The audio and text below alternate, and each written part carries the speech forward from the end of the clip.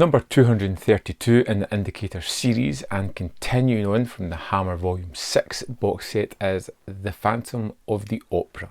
And this was one of those movies that I just was a little bit worried about getting to. When I looked at the set, that title jumped out to me as something I had zero interest in.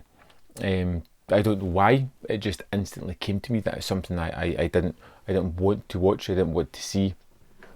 And it turned out to be one of the most enjoyable ones within this set. I loved it. First off, the quality of the transfer is amazing, and those Technicolor moments just pop off the screen.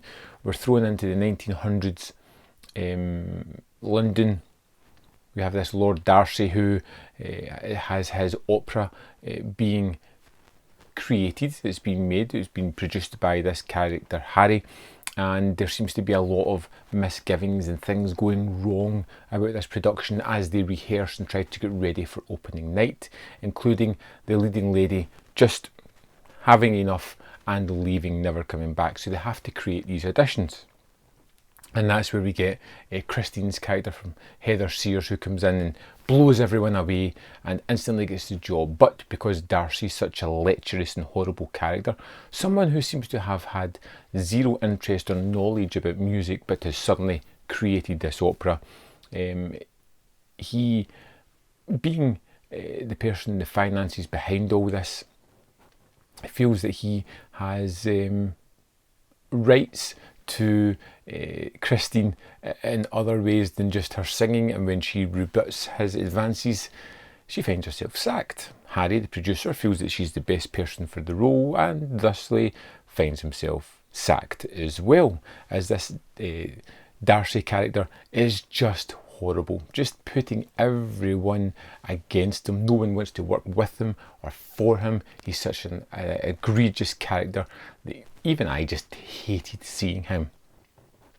But we get the idea that there's someone behind the scenes, someone who is murdering people, who's tearing up music, who's destroying instruments, doing their best to disrupt the production, and that is the Phantom. The Phantom here, played by Herbert Lom, in a wonderful role where, for the most part, he's covered up, and it's all down to the physicality of how he creates the persona of the Phantom that works really well. There's also a strong mystery detective element in this one that I really did like. You get the burgeoning relationship between Christine and Harry, but you also get Harry as a detective. You know, he's looking into, how did Darcy come up with this opera?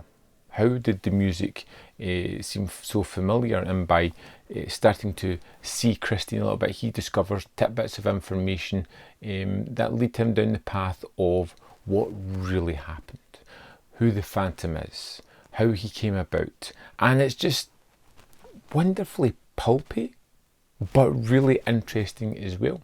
And it's mixed with these wonderful sort of operatic scenes which are really wonderfully choreographed and played out, and they'll allow them time to breathe when it's on screen as well.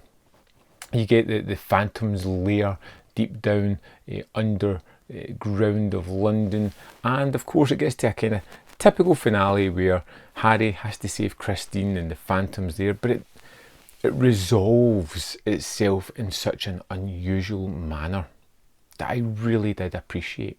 It feels as if it's heading towards a final third, which you could, imagine what's going to happen, but it doesn't quite go that way, and I really appreciated that.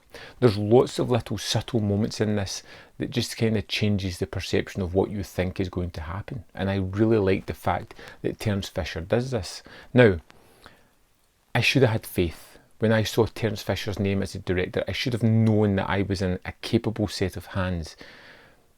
But I was still wary about this movie, and it turned out to be utterly wonderful. I think it's beautiful to look at. It's got some wonderful set design and stunning moments. It's got great moments, whether it be on the stage or whether it be in the rain-soaked streets of London as Harry's looking for clues as to what happened, the horrible backstory, the really nasty antagonistic character of Darcy, who's someone you just hate all the way through the movie. And it just plays out so wonderfully, so entertaining. And even though it's familiar, it changes the story of the Phantom of the Opera a lot, adding different aspects to it that I really kind of appreciated. It shook things up a little bit. And Herbert Lom was great. I think Heather Sears was wonderful as well. Edward D'Souza as Harry was absolutely fantastic as a kind of leading man in this one. And I had a hell of a lot of fun with the Phantom of the Opera. More than I probably should have. It just goes to show that, you know, sometimes it's good to push your boundaries and watch things that you don't want to see or don't have any interest in, because sometimes you could find something that's just wonderful. I really liked the Phantom of the Opera. I'd love to know your thoughts on this one. Let me know in the comment box below, and I will see you next time on Man v Film.